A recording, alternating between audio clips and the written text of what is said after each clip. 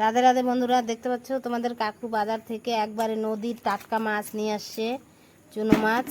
এটা দিয়ে আজকে রেসিপি হবে, দেখতে থাকো আমি কি বানাই, কিভাবে রান্না করি।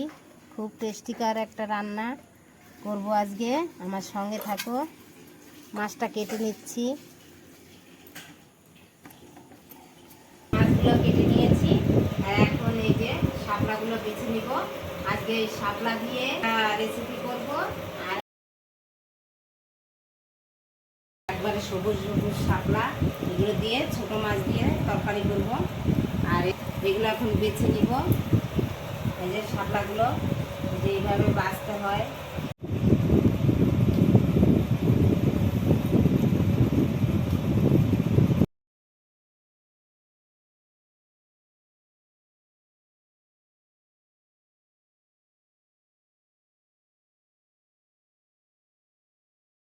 কেটে আমি ধুয়ে নিয়েছি।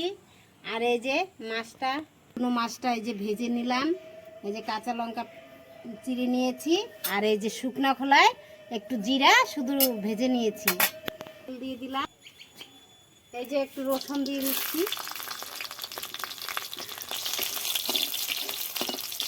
এই যে একটু জিরা দিয়ে দিলাম। আর দিয়ে দেবো একটু রাঁধুনি।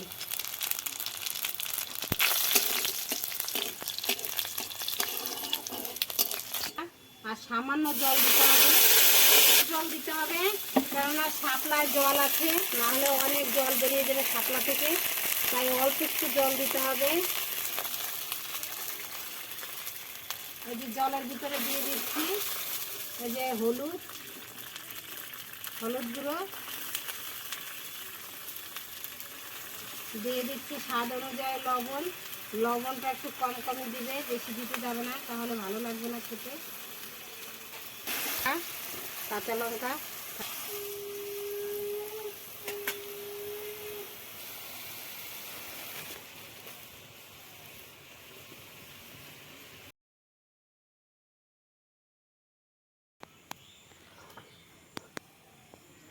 দেখো বন্ধুরা আমার জলটা ফুটে গেছে। এর মধ্যে এই যে মাছগুলো দিয়ে দিচ্ছি।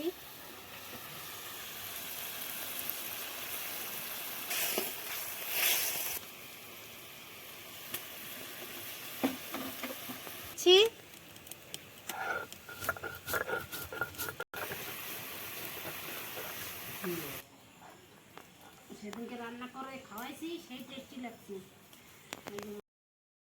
এই যে বন্ধুরা দেখো আমার এই যে জলটা টেনে গেছে প্রায়। এই যে এখন দিয়ে দিচ্ছি শাপলাগুলো। শাপলা দিয়ে অনেক জল বেরিয়ে যাবে।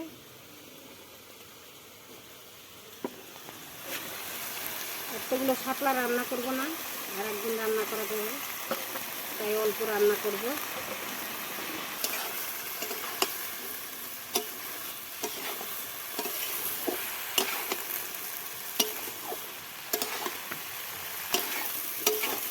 দেখতে মনে হয় কি ঝোল নাই, একটু ঢেকে দিলে দেখবা কত ঝোল বেরিয়ে যাবে। এই যে বন্ধুরা আমি একটু ঢেকে দিচ্ছি।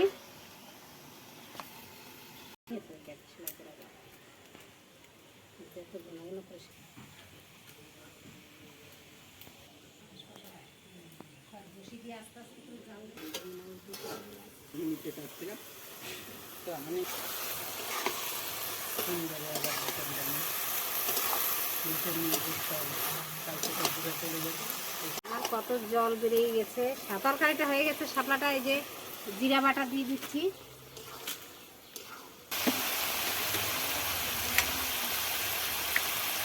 এই দেখো বন্ধুরা আমার তরকারিটা হয়ে গেছে, নামিয়ে নিতে হবে।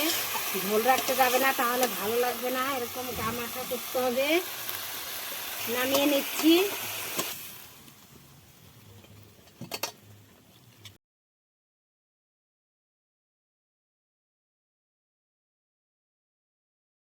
খেয়ে দেখবে আমি যেভাবে রান্না করলাম, এইভাবে খুব টেস্টি হয় আর খুব স্বাদ হয়।